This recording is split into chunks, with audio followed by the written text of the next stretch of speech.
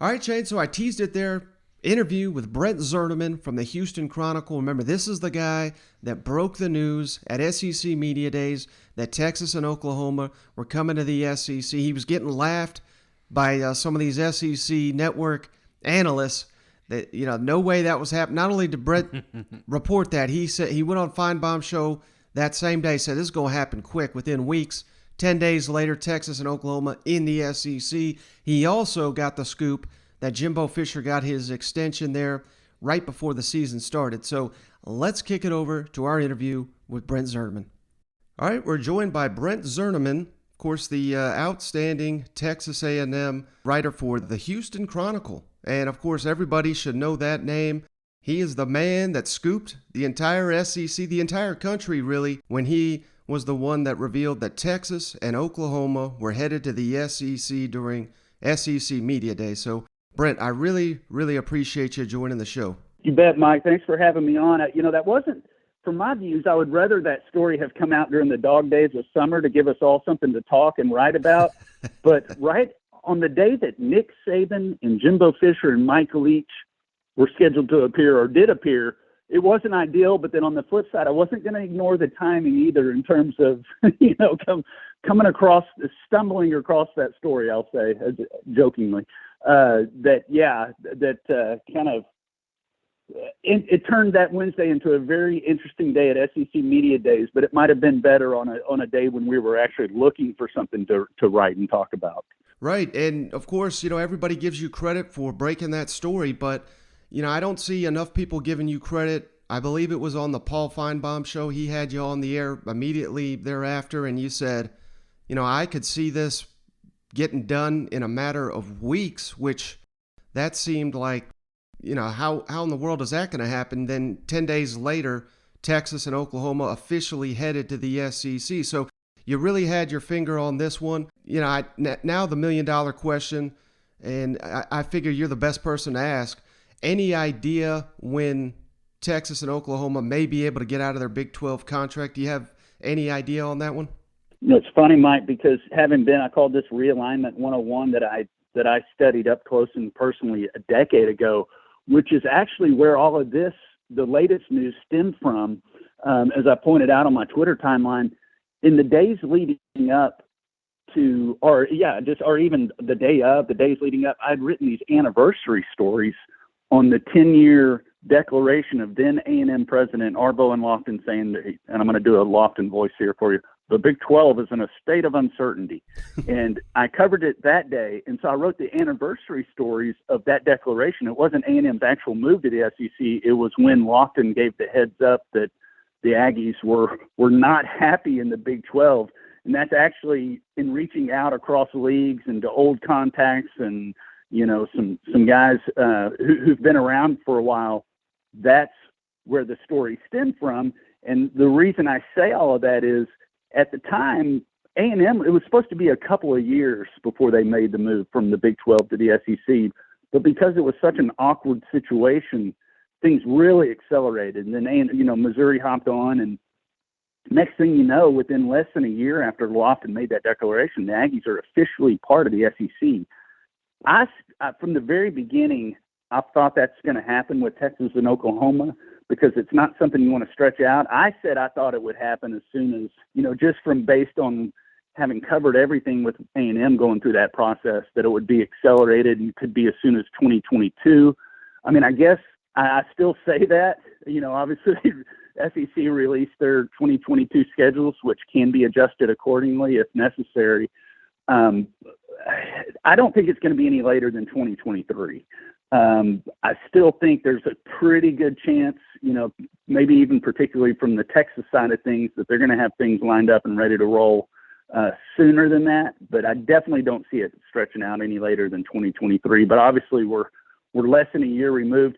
Things were less complicated for A&M a decade ago in accelerating that. There's obviously more things to deal with in terms of TV contracts and so forth for Texas and Oklahoma. But we all know they all have enough money to get it done if they want to get it done and move up that process and go ahead and enter the SEC in 2022, which has been my thought all along, Mike. And how excited are you to see the Aggies and Longhorns finally meet on the field again? And because it seems like it's been 10 years of online bickering, and now sooner rather than later, they're finally going to be meeting on the gridiron once again.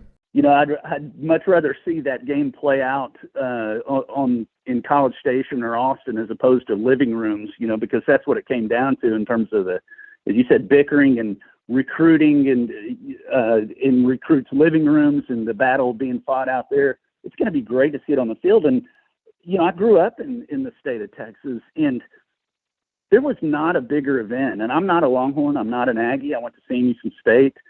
There was not a bigger event in this state, sporting event, than when the Aggies and Longhorns played football on Thanksgiving or Thanksgiving weekend. It's what we all look forward to, no matter what school you went to. We all watched it.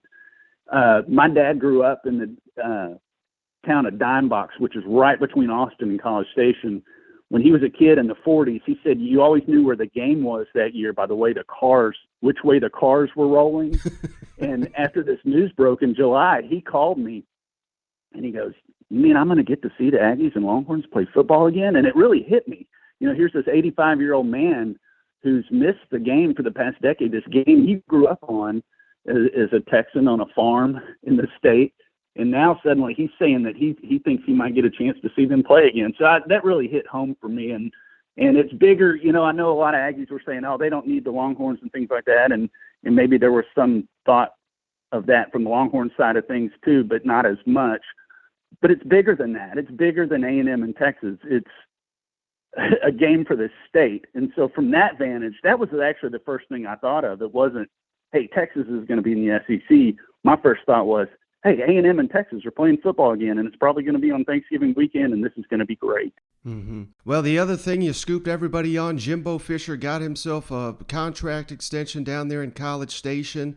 Any idea, not to say that he didn't earn it by any means, but it's interesting because he had so many years remaining and now back to a 10-year deal there in College Station. What was the A&M thinking on that one? Yeah, that was based on future. How do they say? I'm not a stock market guy or whatever money guy, but future earnings as opposed to past accomplishments at his present school. And he's obviously done very well at A&M in terms of, their number 4 finish last year was their highest since 1939, which is hard to believe, but highest since they won the national title in 1939. So he's done a good job in a short time, but when you're playing in the same division as Alabama, he doesn't have any titles yet. But the idea was, okay, A&M is going to show how much they love this guy and what they think he can do at Texas A&M over the next decade, and they're going to reward him accordingly. And I think it's no secret to say that this was a message sent to LSU as well, in terms of saying A&M really loves Jimbo Fisher, and they're going to show how much they love him by making him the second highest paid coach behind Nick Saban, with all the troubles LSU is having as well. So that's what it was based on. It wasn't based on, hey, Jimbo won the SEC last year, and let's pay him more than the Clemson coach is getting right now. It was, okay, Texas A&M believes he can get it done in the coming years, and that's why they want him to be their guy. And culturally, and I've written about this, he's a tremendous fit at A&M. He has a ranch just outside of town, right on the Brazos River, and has really submerged himself in the culture. And he goes to cattle auctions outside of town and so forth. So, from all appearances, he seems to love it around here as well. All right, well, shifting focus to the big game we got this weekend, Texas A&M and Arkansas. I wanted to ask you about Zach Calzada, and he certainly seems to be coming along. He struggled mightily at the beginning of that Colorado game, but do you think that was more of a function of the fact that Haynes King got injured in that game? And they both seem like they're good players, but they have different strengths, I would certainly say, and maybe Texas A&M had to adjust to a game plan with the more mobile King in there to shift into Calzada. Do you buy into that narrative? I do, and I think that, and Jimbo has said, and obviously he's done a good job over the past decade, not just decade, but decades of developing quarterbacks, and he vows both guys will be in the NFL. And And I actually believe that from what I've seen. You're right in the sense that Haynes King ultimately won out the job because he's more mobile quarterback. He's one of the fastest guys on the team, and they're working behind what's now the biggest question. It was the biggest question mark going into the season, and certainly 3 games in, the offensive line. So 4 or 5 new starters. So that helps King to kind of win the job because he is more a mobile guy. Now the switch is on with Zach Calzada, who has the best arm, Mike, of any quarterback I've ever seen at A&M, and I asked easily, which is saying something because there's been some slingers who's come along, and I asked one of the old timers who's been around Kyle Field quite a long time. I said, "You ever seen an arm this good at Kyle Field?" He goes, "Yeah, the guy's name was Brett Favre. Back when Southern Miss played at A&M back in the late '80s. In terms of just being able to sling the ball." And talking about Calzada, so the switch has been on in terms of, and Jimbo has said that there's not going to be any huge changes. For one thing, he can't. I mean, their strengths are still going to be their strengths, which are their running game and so forth. But there has been an adjustment with the idea that Calzada is going to be more of a passer, and he is. He's an excitable guy. This is his first chance. He's been in the program now 3 seasons. You literally saw him settling down. You could see it at Colorado as he realized, okay, now this is my team. And sure enough, on their final possession, he leads them to a game-winning touchdown drive and kept their national title hopes alive on his best pass of the day at that point. And he looked good against New Mexico. You could tell he was settling in, but this offensive line is the one to really keep an eye on. And Jimbo's tone changed, too, from post-game of being down on them, saying they need to really get their act together, to this week he was trying to be more upbeat and saying, hey, they're coming along, and there were just little things that they need to adjust. But certainly that's their biggest question, and ultimately why I believe Haynes King won the job back in August is that he's a guy who could escape more trouble if necessary, and certainly Jimbo has now been adjusting accordingly with Zach Calzada, the gunslinger back there. Well, shifting to the other side of the ball, I mean, this Texas A&M defense is just playing outstanding for Mike Elko. You've been covering A&M for quite a while. Have you ever seen a Texas A&M defense this good, do you think?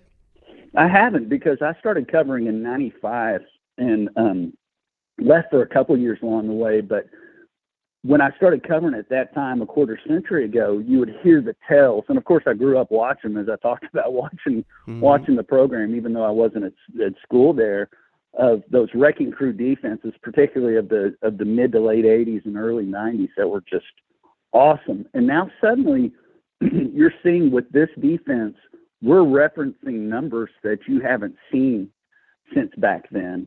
And like in 1998, I covered a really, really good A&M defense led by Datwin, the All-American linebacker. And that was also the last time they won a conference title. They won the 1998 Big 12 title.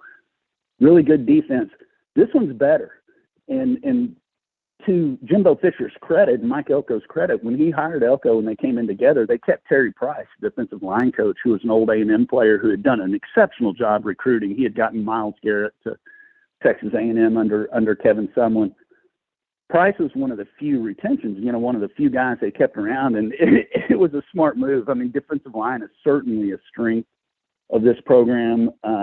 Some questions at linebacker. The secondary, Jimbo and Elko have recruited really well in the secondary with defensive backs, 4- and 5-star guys that they brought in who are really kind of coming into their own. So, yeah, if A&M is to have a chance, if A&M is going to have a shot at winning its first SEC title or division title or beating Alabama at Kyle Field this year in October, it's going to be because of this defense. It's not going to be because suddenly the offense comes alive. It's going to be because this defense has kept them in games. There's some questions so far on its ability to kind of really stop the run, but that's been really the only issue. And if you look how many points, shutout New Mexico, first shutout at Texas A&M in 5 years, 7 points to Colorado, 10 to Kent State, 17 points over 3 games, 5.7 points per game. Jimbo will take that. So yeah, this defense has been exceptional, and fortunately for A&M, they've been able to keep Elko around. He's had some offers. Kansas came after him last year and so forth.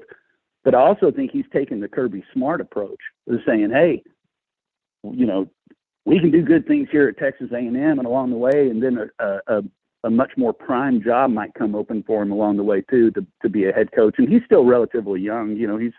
He's mid-40s or so, something like that. So he has time. So yes, this defense has gotten it done, and that's been kind of a fun part for A&M fans, because back in the day, it was always about the wrecking crew defense. And last week I was getting text messages, and also in Colorado both times, of saying, "Wow, is this reminding me of the early '90s?"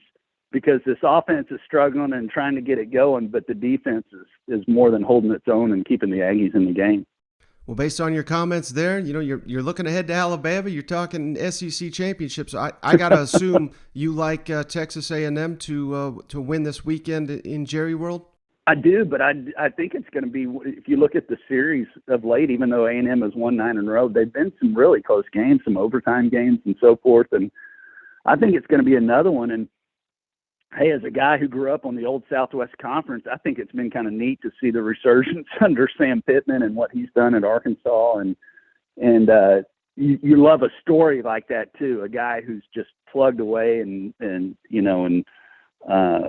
just kind of behind the scenes, and suddenly he gets his chance and he's getting it done with the Razorbacks after Chad Morris, who was A&M's second pick, by the way. If Jimbo Fisher had fallen through, A&M was going to turn to former student Chad Morris to run the show, and who knows, he might have had much more success here. But to see what Sam Pittman has done and the way they bullied and pushed around Texas in that game, it really sets up. It's fun for me.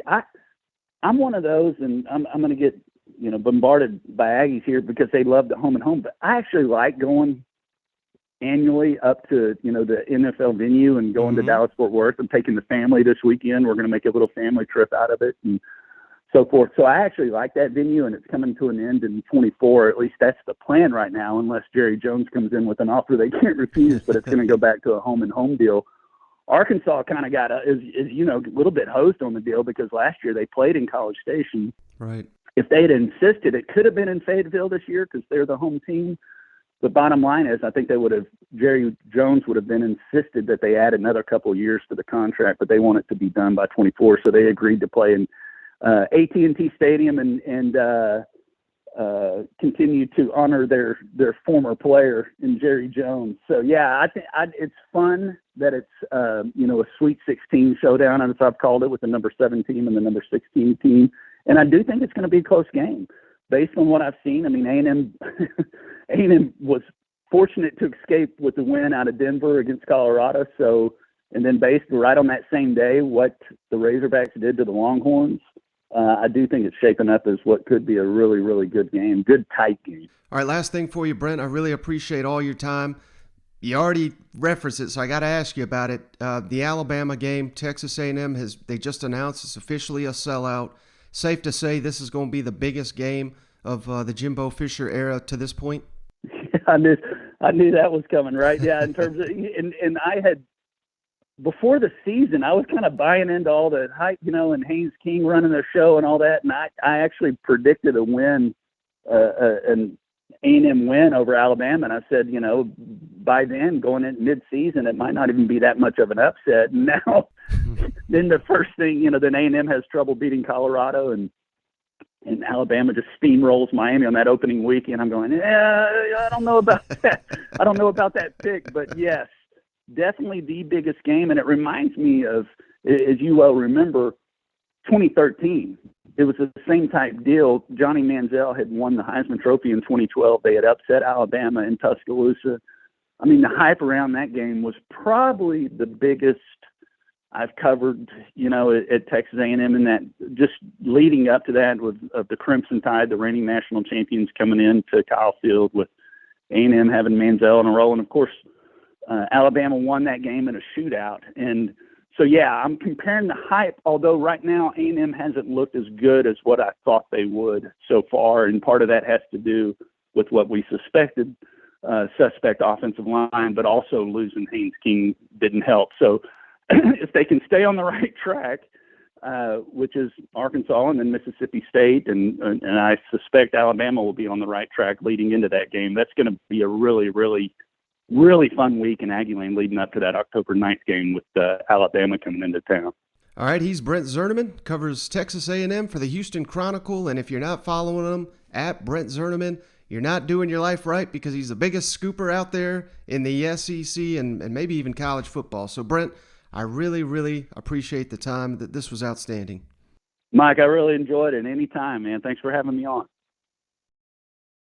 All right, Shane, so I'm really appreciative of Brent Zwerneman. Had to get the Texas A&M side of that game covered after we had JB on the last episode breaking down Arkansas, but hey, this is one of my favorite interviews we've ever done on the show. Brent really delivered here, didn't he? Hell yeah, man. And it touched the heart, man. You think about your papaws and your great-grandfathers talking about these games. I mean, this is about family and football. So I just love – that was a great one, man. I love the fact, speaking of this Texas A&M Arkansas, he said, how about that, Shane? If Jimbo didn't become coach, they would have got Chad Morris down there at A&M. Oh, how about that? Man, it only takes one hire, man.